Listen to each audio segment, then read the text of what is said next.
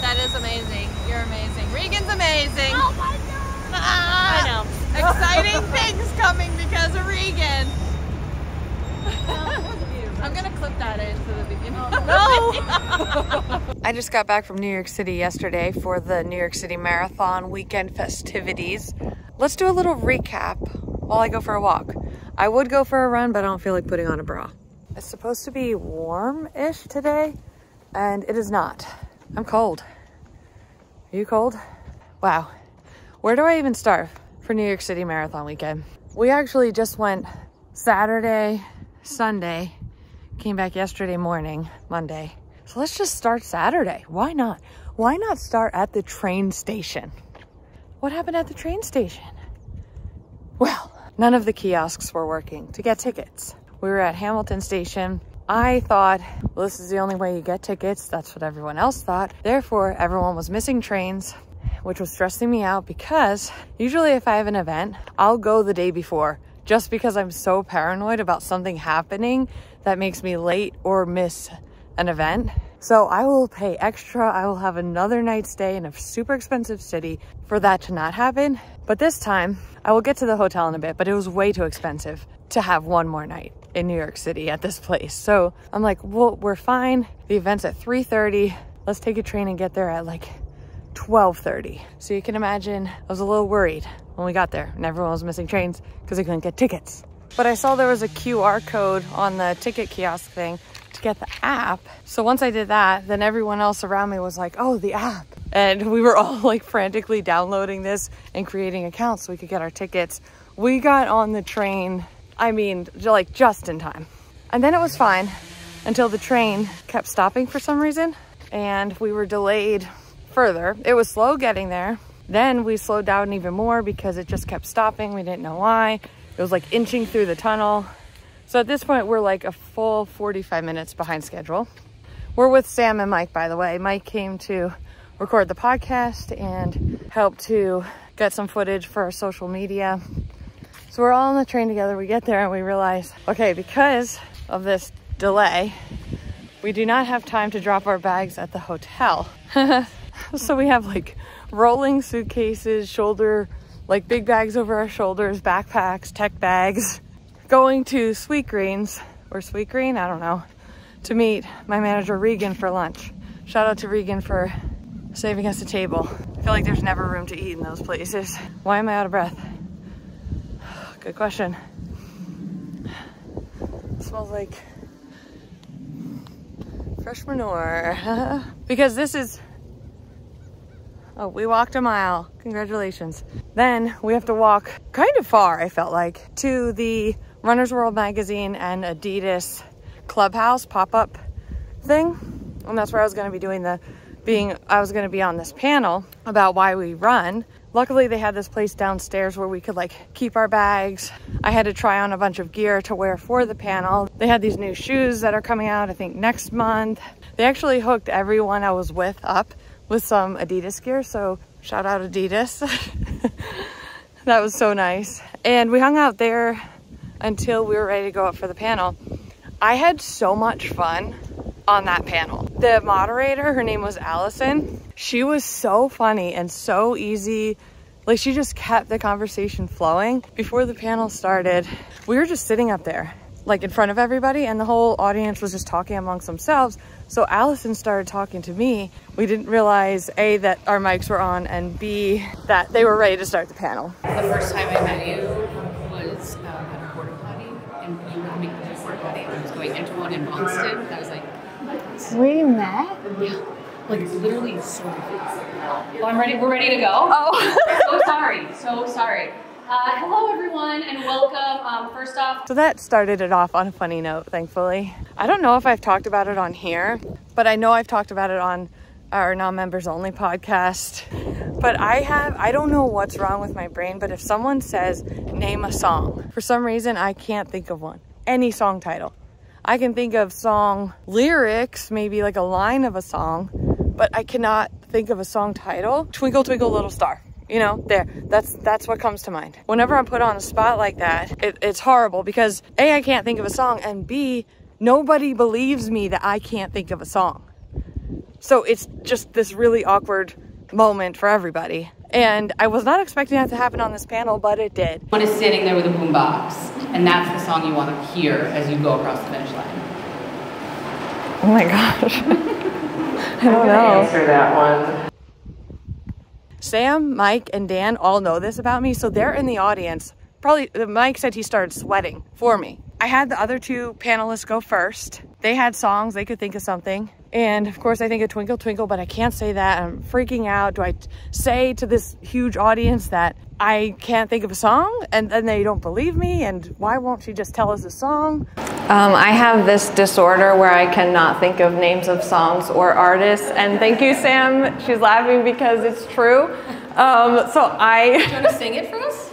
No, I could, but in this, because I had time, so I thought of one song name, and it's Eye of the Tiger. Oh, solid. Okay, thank you. Thank you, thank you. I don't know, people probably thought it was weird. Why can't my brain recall song names? I have an entire running playlist. And when I think of it, when I try and visualize it, I can't think of a song. Gotta get that checked out. Anyway, the rest of the panel went well, I think. I kind of probably blacked out. I don't know what I said. Then we got to see the rest of the clubhouse, which was really cool. After the panel, I actually got to have time for people to be able to meet me and chat and take pictures, which is literally my favorite thing. So I was super thankful for that. So then we go to check into the hotel. I did not realize how nice it was. I booked it on my American Express points. And the only reason I chose that hotel was because it had to be close to where I needed to film in Central Park for the marathon. I regret doing that. Not because of the hotel or staff, but the people there, they are in like 20 tax brackets above us. They were horrible. So I will probably never stay there. I really don't know. People need to just be good to people. That's all I'm gonna say there. We do go into more detail on the non-members only podcast if you want to hear about it, but I'm not gonna include negativity in this video. Go there for that. Because I was angry. Something good that happened though when we checked into our hotel is Cody Co. I don't know if you guys watch Cody Co. So he was at our hotel in the lobby and I was like, no freaking way. I love Cody Co. Yeah, I didn't want to bother them, but I wanted to say I liked their videos. But it was as we were getting in the elevator and I panicked. So I was already in the elevator. I'm like, hey Cody, I like your videos. And I forget what else I said, like choo-choo or something, some random words. The only other person that knew who Cody was Mike. Mike was already in the elevator. Dan was the only one that could see Cody while I was saying these things. And Dan was the only one that Cody could see while I was saying these things, and it was probably very awkward. And then I yelled sorry, and then the elevator door closed. Okay, I could have just not done that. So then we went to dinner at Oceana, I don't really know. It was okay, it was all right. But the highlight of it was we got to spend it with Grace Payne. And I don't know if I talked about Grace Payne on here, but she works for On, and she is who managed to get us tickets to the final shot put event of World Championships when we were in Budapest, and I was like there to see Chase. Official hype woman reporting for duty to support Chase in the shot put qualifications. I'm freaking out and sweating, but she's gonna do great. Apparently she threw it so far that she automatically qualified. We'll see her at the finals, hopefully. Still don't have tickets, but TBD. Dude, On potentially coming through with tickets to Chase's final. Tickets for a friggin' sold out event. I'm freaking out. How did we get to the stadium? We arrived in a friggin' speedboat, thanks to Grace Payne. She picked up the ball, twisty and throwy. Yes! She's getting chalked up. There she goes. Was it good? She went, it's a gooda. She's in first, and her last throw was 20.04. Get pumped off! She's looking great. Red flag. Pretend that one didn't happen. Good Chase! Benny spin and launch. She still got gold, right? So anyway, when I found out Grace was in New York City for the marathon weekend, I'm like, we're taking you out to dinner. It's one of the... I mean, that's amazing. It was a lot of fun. And then after dinner, we went to Bryant Park where they have the little Christmas village thing with an ice rink. People are ice skating on there. I did not because I didn't want to hurt myself. Had a big day the next day, spectating the New York City Marathon. I brought notes, by the way. Little update, 1.67 miles and been walking for 35 minutes. So after Bryant Park, we said bye to Grace. We went back to the hotel, went to sleep. Next morning, we decided let's just have breakfast at the hotel so we're not wasting time trying to find another place. New York City Marathon morning, going to get breakfast. Breakfast was great. People were once again horrible. So then Mike and I went back and got all the podcast equipment ready because we were dead set on recording the podcast on the go along the route and everywhere we went. So we did the intro to the podcast and we head over to the route just in time to see the pro athletes run by. In this time frame when all the serious runners are going, that's when I plan to record my content because I don't want to be recording specific videos when all the fun runners are running by with their names on their shirts and I could cheer. I want to be done recording stuff. Let's just cheer people on, you know what I mean? I wanted to interview Casey Neistat. When I say interview, I wanted to sprint next to him and ask where the daily vlogs are. And then I also wanted to do the same with Cody, but just say I wanted to yell choo choo and energy is everything because those are things he says on his channel that are funny. We missed Casey Neistat. I'll insert that here.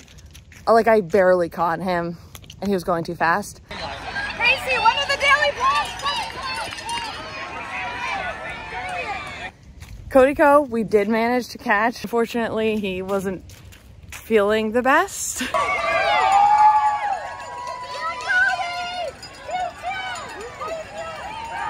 But I mean, who is? It was mile 24 of the marathon. Come on. So we filmed a bunch of content. We were cheering for people. There was this group of friends that was so they were there for their friend. I would say there were probably 10 of them. They were so hyped. When their friend came by, it was the loudest celebration I've ever heard. I just held the podcast mic up to their group because it was, I don't know, it just made me so happy because they were so genuinely excited for their friend. So afterward, I asked to interview them for the podcast, and you can see Mike just staring down at our podcast thingy that records it because, of course, it was going in and out and not working. That was not ideal. So we ended up going back to the hotel to charge some camera batteries, get that podcast thing figured out, and have a glizzy, which I learned is another word for a hot dog. What are your thoughts on hot dogs being called glizzies? No comment, plead the fifth. And there was this fancy hot dog cart outside this fancy hotel for all the fancy people.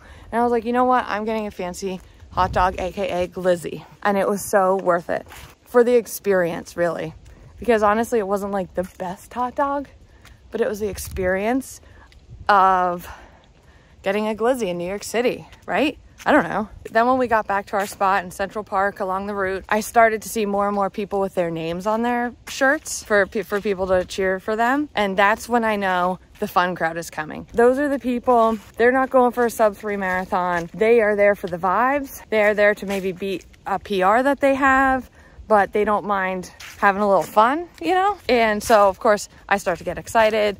I'm yelling everybody's name. We even saw a guy dressed as Dunkin', like a Dunkin' Donuts cup, and he stopped for a quick interview, which I was like, oh, you did not have to do that.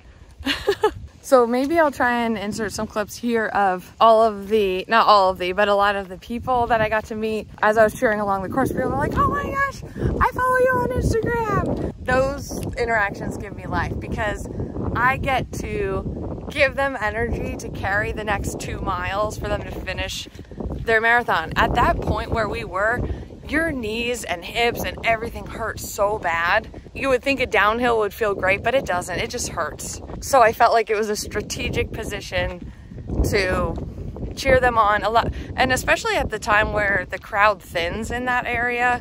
So they might be running for a bit with no one cheering. Then we went to Snootyville again to get dinner. Let's just skip over that. We get to Project Finish.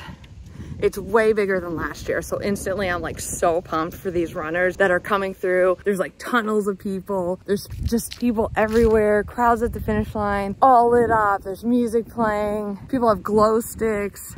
Immaculate vibes. Like if you are in New York City for the marathon weekend, say you can't even cheer at the marathon, If you go to the finish line, I think it's usually after 7 p.m., go experience even just one person running through. It was done so well. They did such a good job at Project Finish.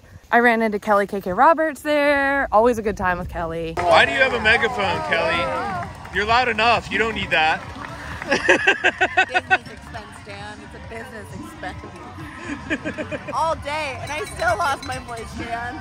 I have a megaphone and I still lost my voice. Okay, that's enough about New York City Marathon weekend. It was an amazing experience. I just love the energy of any marathon weekend, but especially New York City. It's friggin' magic.